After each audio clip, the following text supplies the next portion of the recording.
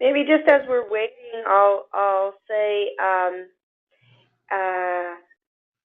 hopefully the folks on the line have had a chance to take a look at the terms of reference and the bylaws, which are posted on the NNPBC.com website. And so if you haven't, for some reason, had a look at those, then please, if you can, pull them up just now, because we will talk about them in a short while. I'm going to start out by giving a bit of background, and we'll try to go through things fairly quickly. Hopefully, most people will have been somewhat aware of the program. So the slide you should see in front of you is just a bit of background history, how the BC CNA came into being, and it's a pretty lot of information, but all kind of compiled on a small one slide, because I wanted tonight to be more about the future and not so much the past. But you can read it there, and it will be available on this webinar after the fact. This is recorded, and it's put onto the NNPBC site, so you can access it later. But essentially, this coalition of nursing associations came together in 2013 and have been steadily working together over the last 5 years now, 5 years, toward a more collaborative sort of approach to looking after all things that relate to nurses of all designations.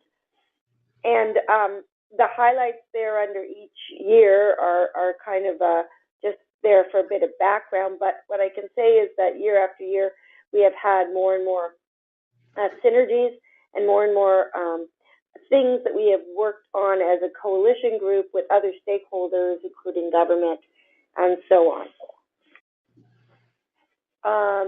So basically, that's a bit above what I've just said. We've been building our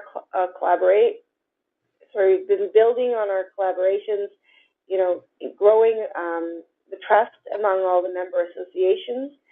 We recognize that we're stronger and more effective together. There's a lot of benefits to being together as a coalition, and we certainly hear from government that they have a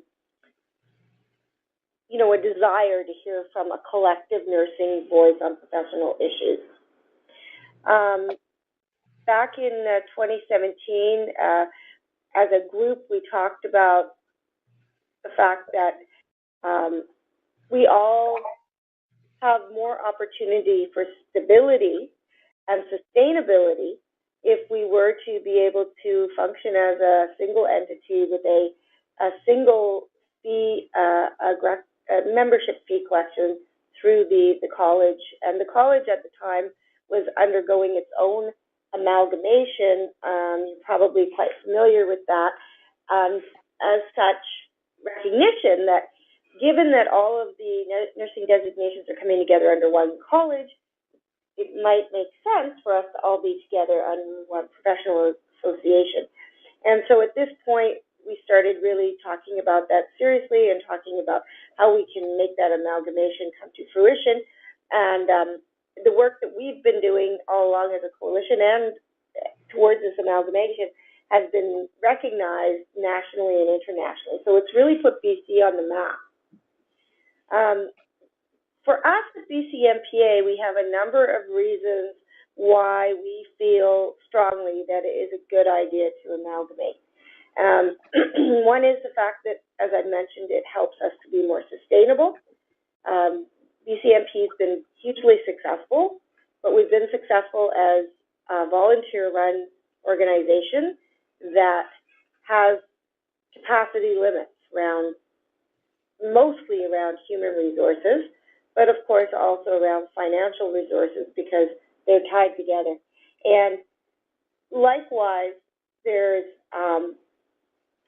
more sustainability in the potential of being an entire cohesive group than being one small group. As mentioned, there's a lot of workload for people who are running BCMPA, and this opportunity to amalgamate will help us to address some of that. There's many efficiencies that we can gain collectively through all the nursing associations. So when you have more people working together on similar things, you gain efficiencies. And of course, there's a stronger voice when the voice of nursing is unified. So that is another real key reason that we see this as an important move. Tied to that voice, of course, is political influence. And within our new governance structure, and you will see that on coming slides, that the beauty of the model is that we have a collective board, a unified board, that represents or on its representation all nursing designations, but allows within the council structure the ability for each designation to continue to be the voice and be the advocates for their own designation, which is really important to all of the nursing family, but I know it's very important to MPs as well. And then, as mentioned, because the college is amalgamating, there may be some opportunity there. I'm just going to pause for a moment. Okay. So what we've been doing at BCMPA since this discussion began is what we would call due diligence. We want to ensure that what we're doing is in the best interest of our members. We have had many ongoing discussions over the last 2 years, essentially, about this potential. We've had discussions among our executive, among our full board.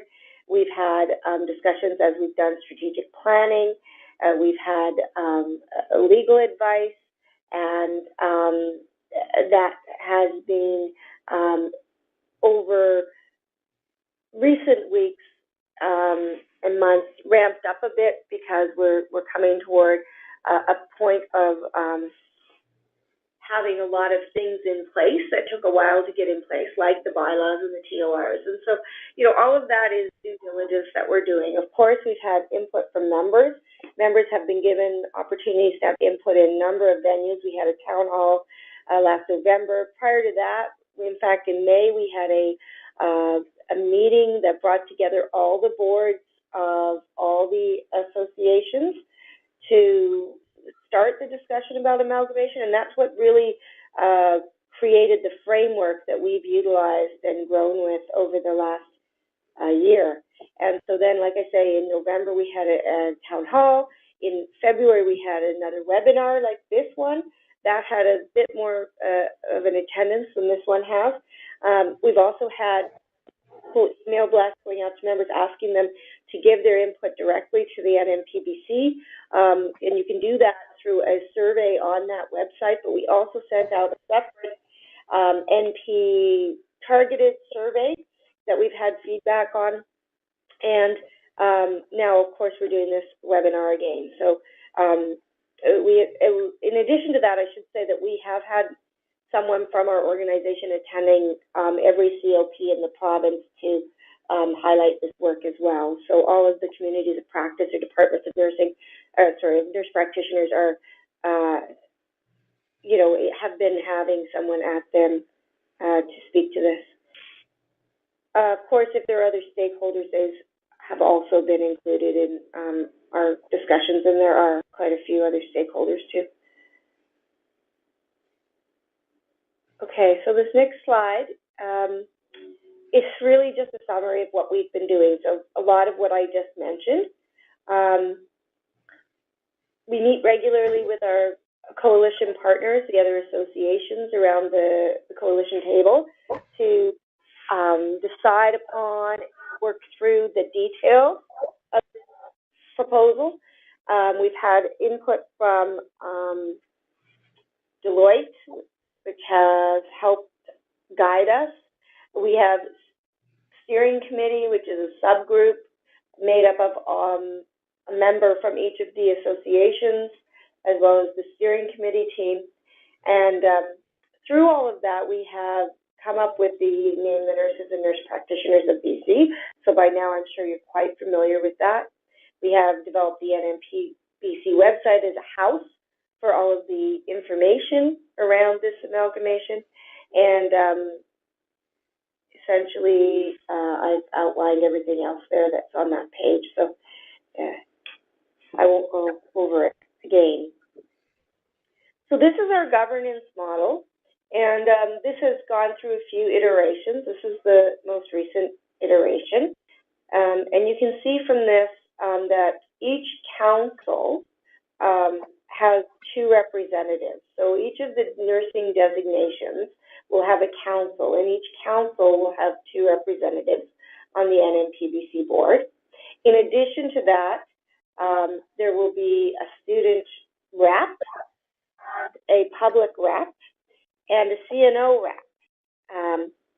There's also a member of the Nurse Educators Council of Nurse Educators Council of BC.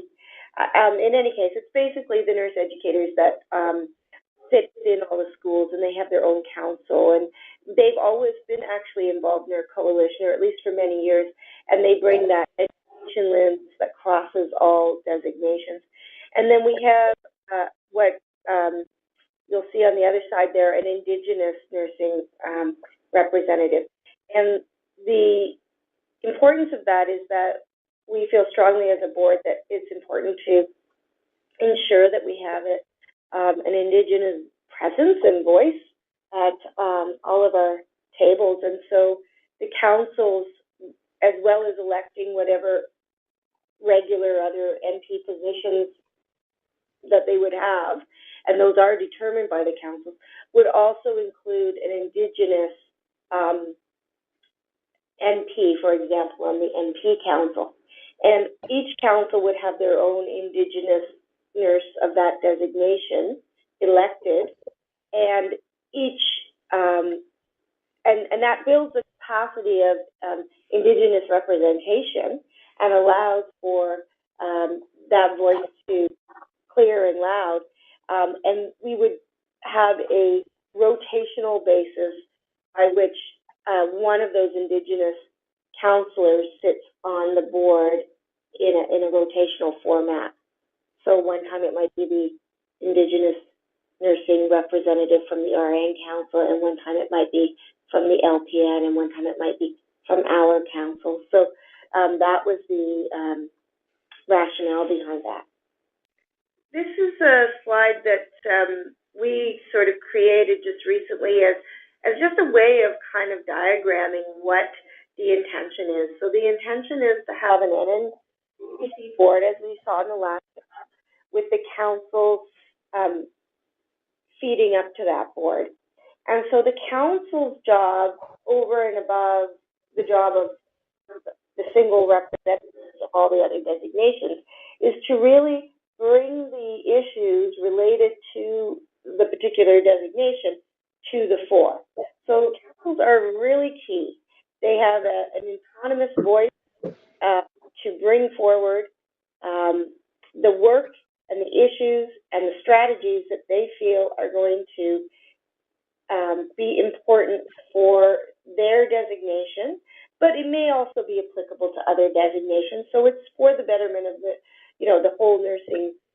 But one of the things that we've heard in our feedback from surveys and so on, that there's a concern about the loss of voice, and I really don't have a concern about that at all. I think the structures that we have in place make it really clear that the councils for each designation will speak and be the voice of that designation, and I think we've done a really good job of ensuring that that is in place. And it's not something that just MPs might be concerned about, it's something all designations are concerned about.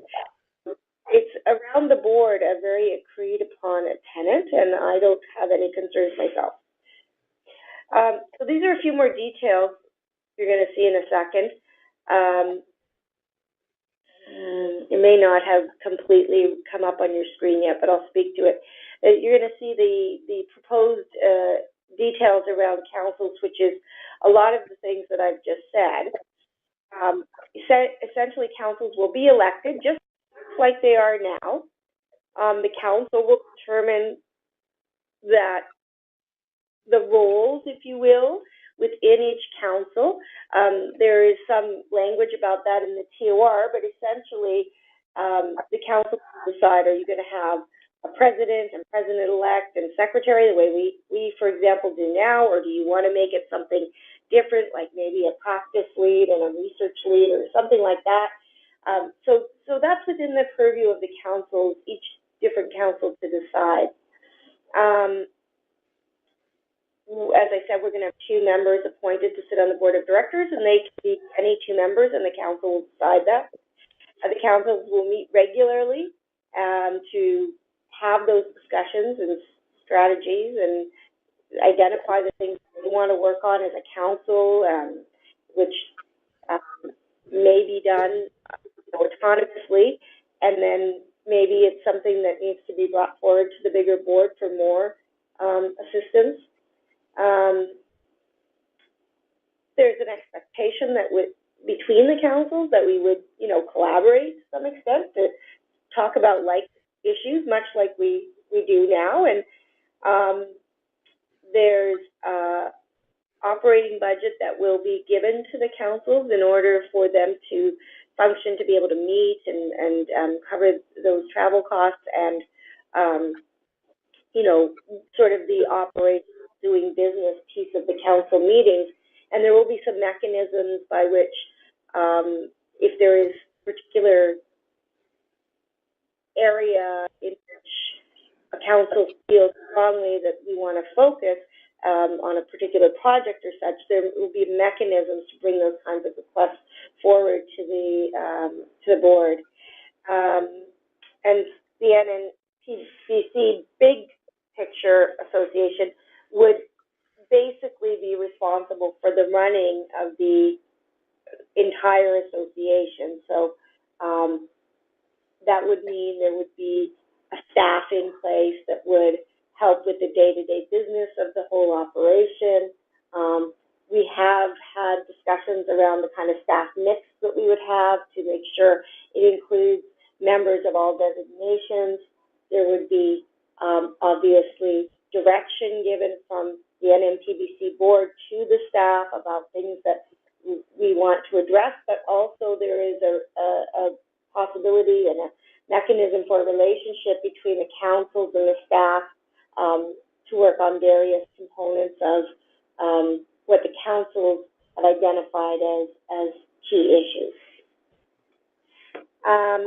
Membership fees, we don't have a lot of details on what our membership fees would look like at this point. A lot of that depends on how we go forward with respect to the one college. The vision that we have would be to be able to reach a single fee agreement with the college, and that would be a collective agreement because the college represents all designations and the NNPBC would represent all designations.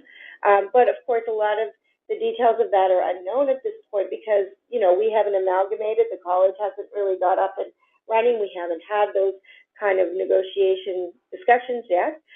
So the other alternative would be have membership directly paying, much like we do now at BCMPA. So those are the couple options there. And the next step for us is to, continue to work on the amalgamation plans, get those finalized, integrate any final feedback from our members into the TORs and bylaws, continue to do, whatever due diligence we need to around that. And then, of course, we've had this webinar today as a stepping off point to hear from you guys about the TORs and bylaws.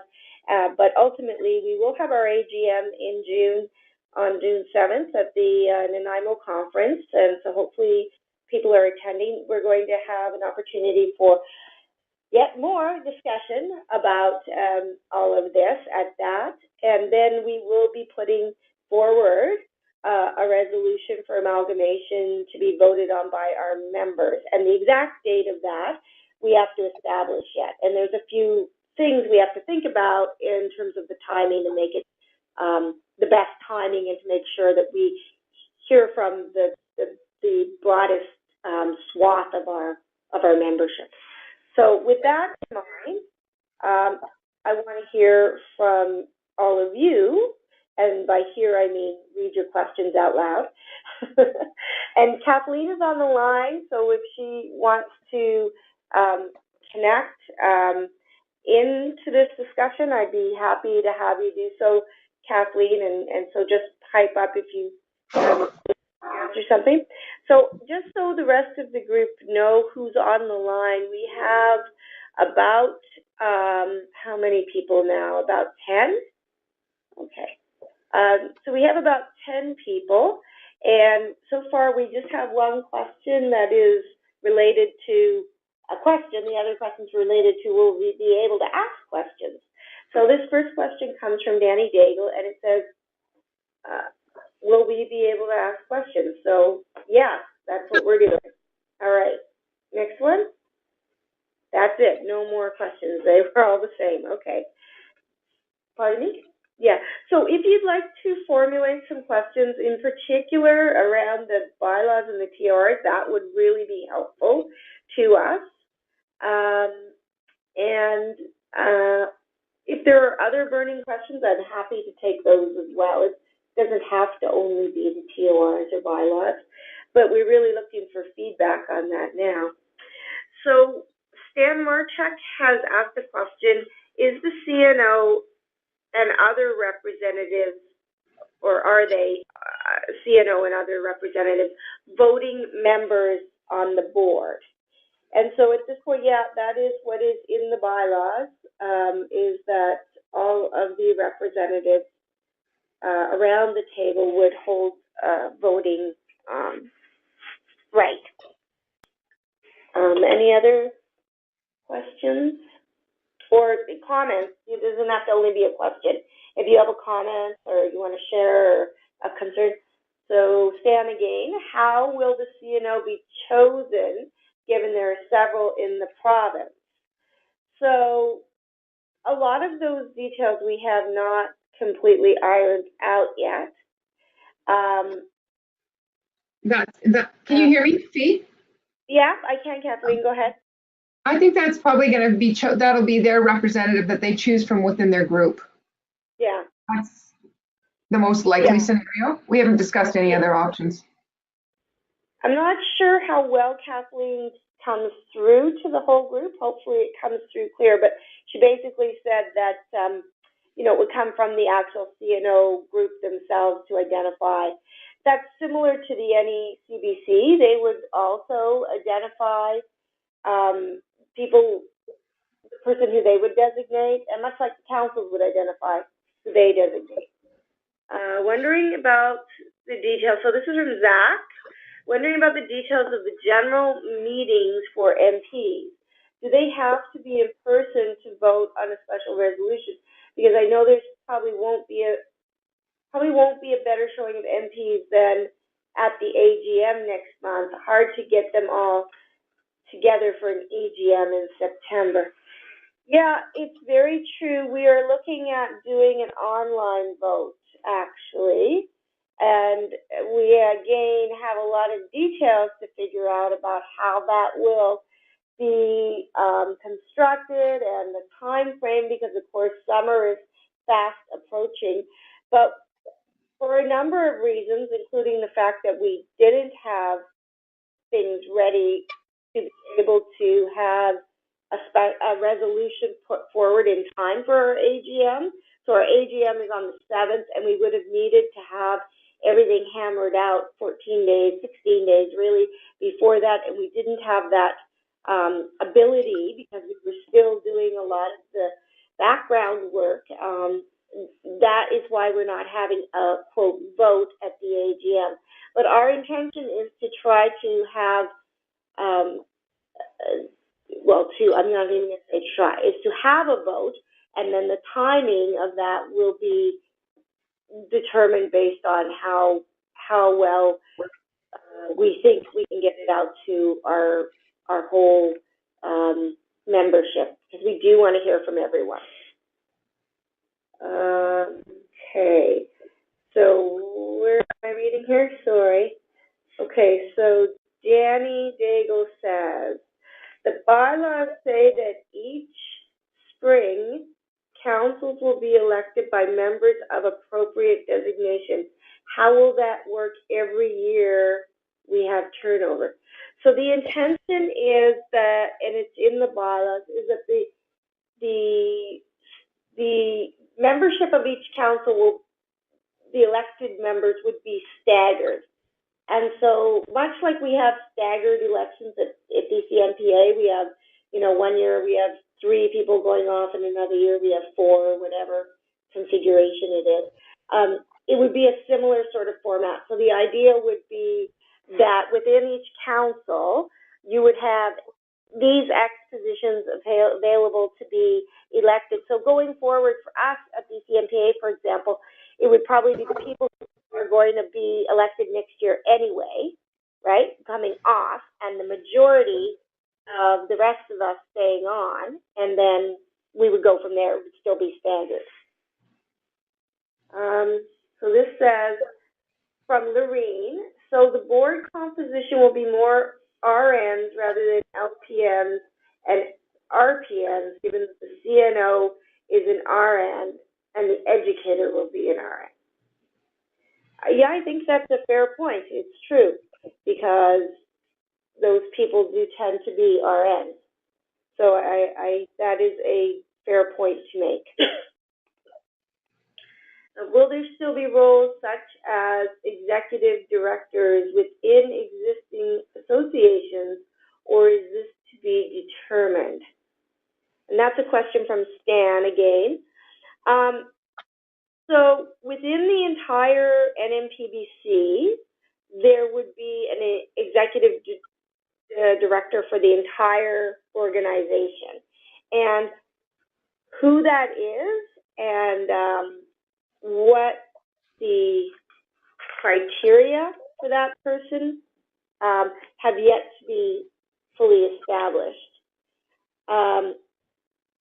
Going forward in the councils, there would not be an executive director per se in the councils, but there would be other staff incorporated into NNPBC, as I mentioned, of varying designations. So originally our discussion, our initial plan, and the one we're still with at the moment, but a lot of details have to be worked out on how to make things fly. But ultimately we want to have a full-time nurse practitioner staff and a part-time LPN and RPN staff, in addition to our RN staff at the association level.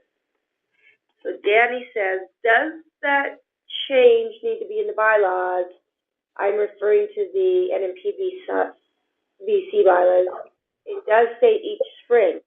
Well, it would be each spring that there is an election. It's just who would be elected would vary each spring. So, much like we have an election every year, but we don't have completely new people every year. So I'll take a look at the bylaws again, but I think it's pretty well articulated in there. And as I said, really we're making sure in the background that our lawyers had a look at the bylaws and feels like everything's articulated in them appropriately. So any of those issues we'll be raising ourselves. So if you've noticed something in the bylaws particularly that you could be saying something counter to that, please let me know. Please point it out. Oh, gotcha. Okay, great, Danny. Any other comments or questions or thoughts or feeling in the room? I mean, I would love to get a sense of how people are feeling about this. If you care to comment on where you're at in terms of feeling good. Oh, Kerry Murphy's got her hand up. Still typing, okay. And Lorene has her hand up, and Sheila's very quiet. Sheila's probably knitting and reading 3 papers. Okay, Sheila. Sheila, thank you for all the tremendous work the team has done on getting this up and running. Why, thank you, Sheila. There, I just I don't think I was dissing you. What I was saying is you're so incredibly multi-talented that I know you are doing multiple things at once, all completely successfully. So back at you, baby. Okay. It's not sexy, but it needs to get done. It's sexy. What are you talking about? It's Kathleen. I hope everybody realizes that the bylaws are draft. So I think Fiona has said this probably 8 ways to Sunday, but if there's anybody has the time and the energy to take a look at those bylaws, now's the time to do it and raise any concerns that you've got. They're still draft. As you can well imagine, having been working on this, and I can only imagine how many cross eyeballs there are in the staff department. But we have all been working on this for a long time, and much like when you write that laborious paper that you're just sick of, and you read it for the 9 millionth time, nothing, and there could be a big picture of a naked guy on a horse in the middle of the page, and you wouldn't notice it because you read it so many times, and you just can't, you can't see the forest for the trees sometimes. And so, all of us, me, Kathleen, and now Sue and Natasha before Sue, have belabored and begrudged and we've gone through this a million times. And what is this? What is this? What does this mean? And it's hard because it's a lot of legalese. And things have changed, right? We've recognized things, identified things that weren't clear. So every iteration hopefully gets more and more clear and more comprehensive. But please, that's what we need your feedback on.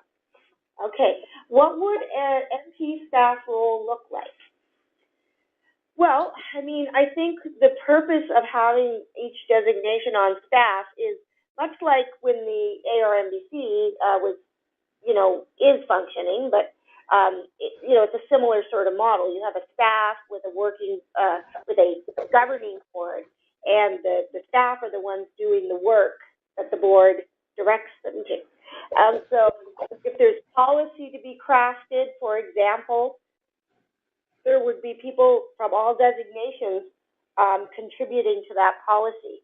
So, kind of like we have all our little committees who are doing everything very off the side of their desk on their Sunday brunch, the staff would be doing that work. And so we would want to have contribution by all of the designations to that. That's not to say the councils wouldn't contribute. The councils would totally contribute to that. But it's in an effort to ensure that we have, equity across all designations. So I hope that helps with that question, but let me know, Kerry, if I'm not clarifying that enough. We haven't got an actual job description written for that yet. We just have a placeholder there that there will be an NP working as staff at the association. Yeah, and I think the other thing is we have to consider how would that look exactly, because of course as MPs we all have to practice. So we have to consider that in however we structure anything. Oh, and Kerry says that makes sense. Great. Next question is, I guess the only concern is the wording about each spring. This is Danny again. Danny is really concerned about, I appreciate it, Danny. I'm not complaining. I'm really glad you're piping up because this is what we want. We want to know from people. Okay. When I read it, it seems to me that each spring there is an election, and I understand that to be every year we will have new council members. I'm not sure if this is further stipulated elsewhere. I understand it is staggered, but I don't see that reflected in the bylaws. Okay, well, it's a good point then. If you're not seeing it, I will take another look, and I will also, Sue and Lorene are supposed to be scribes. So we'll get Sue and Lorene to take another look because they're just having a great time on Pender Island right now. They got nothing else to do.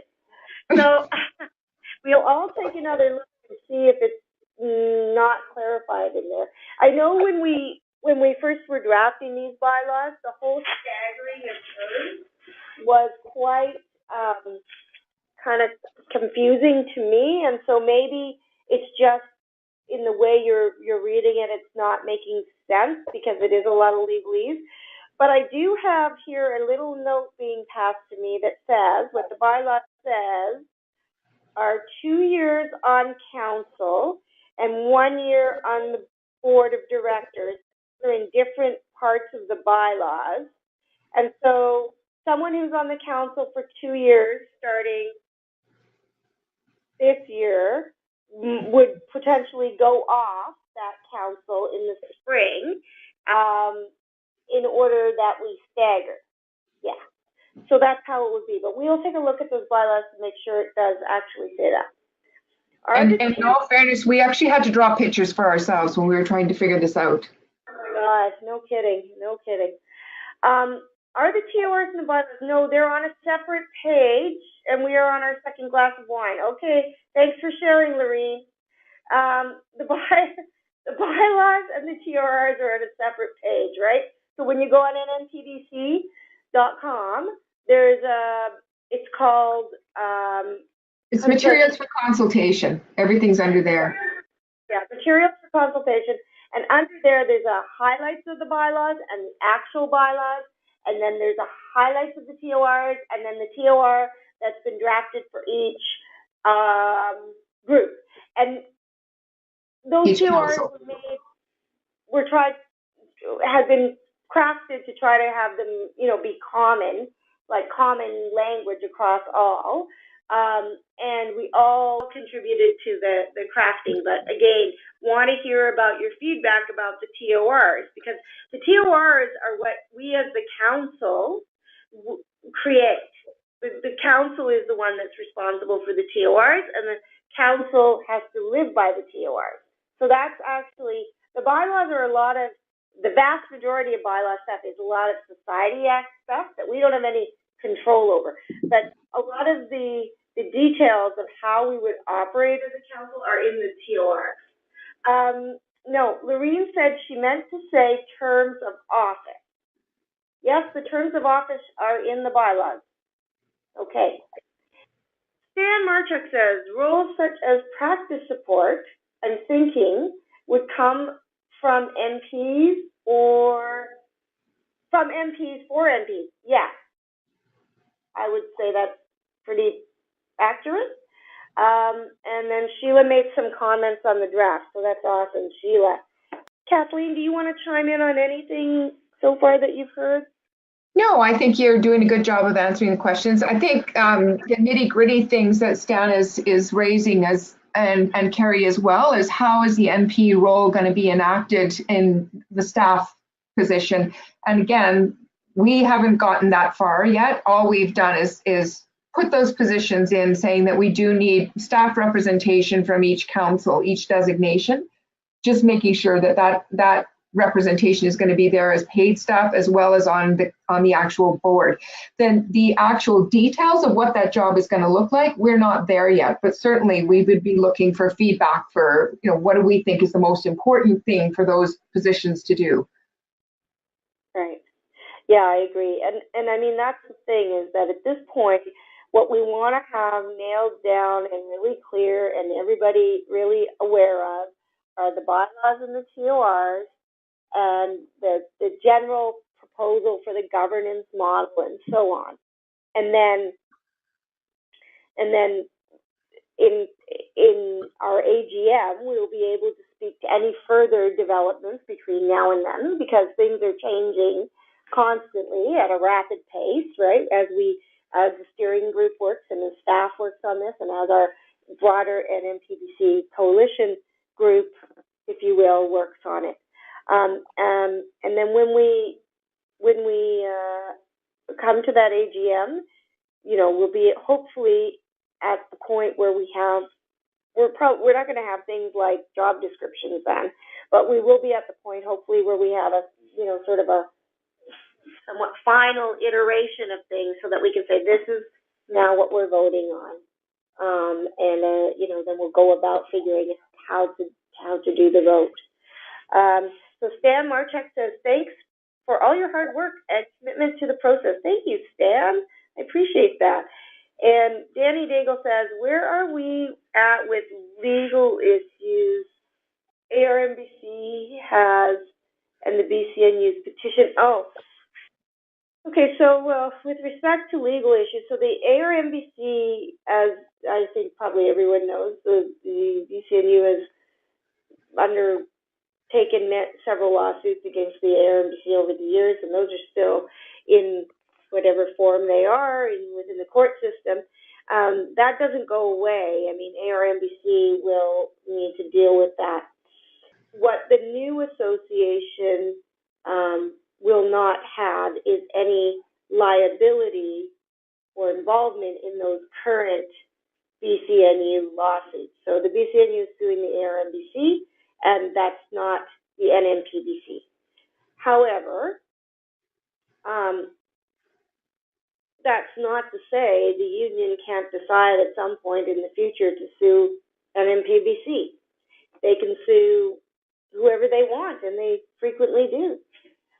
So I don't, we have no way to predict what they might do, but I think we need to move past worrying about what they're going to do, because we will drive ourselves crazy trying to second guess that. And I mean, for that matter, the union could decide to sue BCNPA someday if they wanted for, anything. So I think we can't really worry about that too much. But the current lawsuits do not affect the NNPBC, the current ARMBC lawsuits. With respect to this, the petition that they have is to try to reduce the fees to $1. I don't know what the status of that is. We've heard nothing more for a long time about that. I know we did that. I do know that we at one point had been doing a lot of, really trying to make sure our members are aware of what the union was doing, because we felt it's very important that we support our nursing colleagues at the ARMBC and, stand up and say, especially as MPs or members of ARMBC too, that we want to support a professional association, whatever it looks like, and this is wrong to try to not have one. And essentially that petition that the union created was in the attempt to not have an association down the road, right? Because if you reduce that fee, you essentially take away any capacity for association to run. So I don't know where that's at. I haven't heard hide your hair. It won't apply to the NNPBC. So whatever they do to the ARMBC won't apply to the NNPBC. But could they, in the future, decide they want to do the same thing to the NNPBC? They could, because that caveat, if you will, is in the Societies Act. It's not something we put in our bylaws specifically. So under the Societies Act, any society can have that happen to them. I think what would be important going forward is that we have a very strong, engaged membership, and by membership I mean all designations of NNPBC, to stand up and say strongly that we want to have this nursing association, and we are not going to be told by a union that we have to sign a petition to make that not so. But again, we can drive ourselves crazy wondering what might happen with the union. Okay, Lorene, not going there.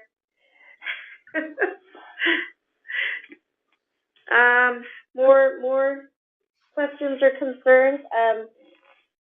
Thank you from Danny Daigle, okay. All right, so does anybody want to spend any more time on this line? Because it's almost been an hour, and I know it's a sunny night, and people probably don't want to stay tuned for any more. You can all put up hands, right? Looks like it, right? People can put up their hand if they want. Okay, I'm just going to do this, and I guess you can abstain if you like. Kerry Murphy's writing question mark. What does that mean? Barb says no comments. Okay, thanks, Kerry. My reason for asking about putting up hands is I'm just, and no pressure, because I know it's not anonymous, and I don't want to make you have to expose yourself, so there's no pressure. But if you feel comfortable can I get a read on if people think this is a good idea or a bad idea, or what people are thinking in the room right now? And I gave no pressure. I know it's not anonymous, so I don't want you to feel you have to say something. But if you could raise your hand if you think it's a good thing, then that would help me have an idea. Great point. Will evolve over a great starting point, not static. Yeah, absolutely. So Lorene put her hand up. I guess that means she thinks it's a good idea. Zach says, do it. What is a good idea? I'm kidding. Amalgamating is the concept of amalgamating with the other associations, given all the bylaws and TORs we have in place, and given that we don't have the final version of that yet, but in concept with a governance model and so on, do you think that's a good concept? So Kerry says yes. Dan says we're stronger together. Danny says we have way too much fun. Will that continue with this fancy NNPBC council? Yes, that will continue for sure if we have anything to do with it. Okay. Thank God. Okay. Thanks, Danny. So thank you guys. I do appreciate you being on here tonight, and feel free to spread the word among your colleagues, and you can let people know that they can go to nnpbc.com to see the latest updates, and you can go there yourself to see any revisions coming, and we will be working away like little hamsters on wheels in the background. Good night. Bye. Good night. Now.